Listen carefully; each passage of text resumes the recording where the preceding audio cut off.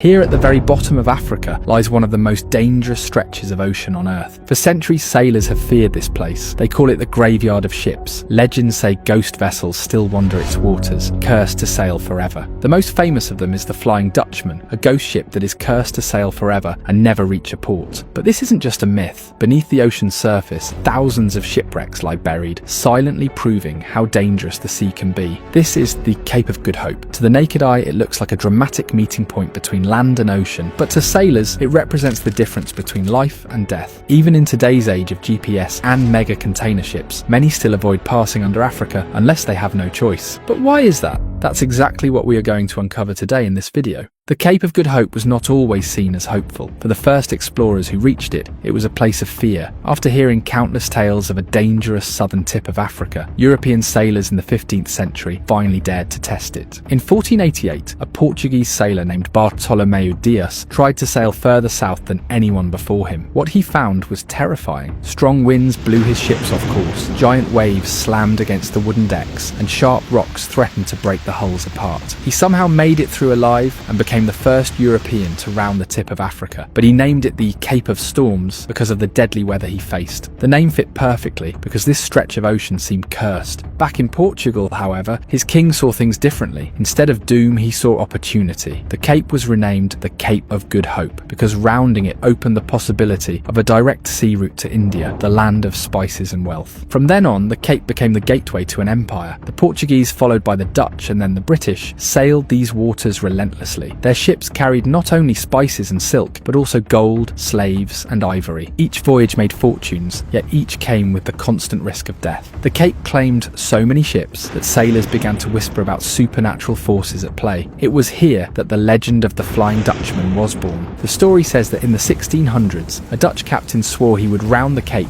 even if it took him until the end of times. He failed and was cursed to sail forever. Sailors began to report sightings of his phantom ship glowing in the mist, forever trapped in these waters. Because of these dangers, sailors desperately searched for alternatives. In the 19th century, a miracle of engineering changed everything. The Suez Canal was opened in 1869, and it carved a passage through Egypt, linking the Mediterranean Sea to the Red Sea. For global trade, this was revolutionary. Ships no longer had to sail thousands of kilometers around Africa. The Suez route saved around 7,000 kilometers of travel between Europe and Asia. It also avoided the Cape's deadly storms. Today, almost 12% of global trade passes through the Suez Canal. Oil from the Middle East, goods from Asia, and even grain from Europe move through this one narrow corridor. When the Ever Given, a giant container ship, blocked the canal in 2021, the world got a shocking reminder of just how critical it is, because billions of dollars in trade were lost in just a few days. But what happens when the Suez Canal is blocked, either due to politics, war, or accidents? Ships are forced back to the Cape of Good Hope, and once again, they must face the perils of Africa's southern seas. And this is exactly what is happening these days after the attacks of Yemeni Houthis on container ships in the Red Sea. But why is this stretch of water so deadly? The answer lies in geography. The Cape of Good Hope is where the Atlantic Ocean and the Indian Ocean meet. Because these two huge oceans come together, they create strong and unpredictable ocean currents. The water movement here is often rough and can change direction quickly, making sailing in this area very dangerous. Now imagine adding something called the Roaring Forties. These are powerful winds that constantly blow around the Earth near the 40° south latitude. These winds are so strong that they create massive waves, sometimes as tall as buildings. During winter, waves that are 10 to 15 meters high are very common. Ships in this region can be tossed around like toys, and dangerous storms can appear suddenly without any warning. Even today's modern ships, made of strong steel and equipped with advanced radar, still face serious danger here. But the threat doesn't come from just the waves. The coastline itself is very rough and rocky, with hardly any safe places to hide or dock. In the days when ships were powered by sails, navigating these waters was almost impossible. One wrong move meant the ship would crash and break apart. That's why the waters near Cape Town are filled with the wrecks of hundreds of ships that sank between the 1500s and 1800s. But the Cape is not the only danger on this route. Sailors must also pass through other deadly waters. On the west coast of Africa lies Namibia's Skeleton Coast. This place is named for a reason. Fog, shifting sands, and powerful currents have stranded ships for centuries. In World War II, the British India's ship Dunedin Star wrecked here, leaving passengers stranded in the desert. Rescue efforts became legendary, but showed just how unforgiving this stretch of coastline can be. Then, as ships turned toward the east, they faced the Mozambique Channel between Madagascar and mainland Africa. This is cyclone country. Storms here form with terrifying speed, and winds can rip through ships like paper. For centuries, sailors dreaded these waters almost as much as the Cape itself. Even modern ships with weather radar respect this stretch of water because conditions change fast and safe harbours are far apart. And even if a captain beats the fog, the currents and the cyclones, a different danger waits further along the route, and that danger is of the pirates. In the early 2000s, the waters off Somalia became some of the most dangerous in the world. Pirates in small speedboats, armed with rifles and rocket launchers, hijacked massive tankers and demanded millions in ransom. At its peak in 2011, Somali piracy cost the global economy an estimated $7 billion,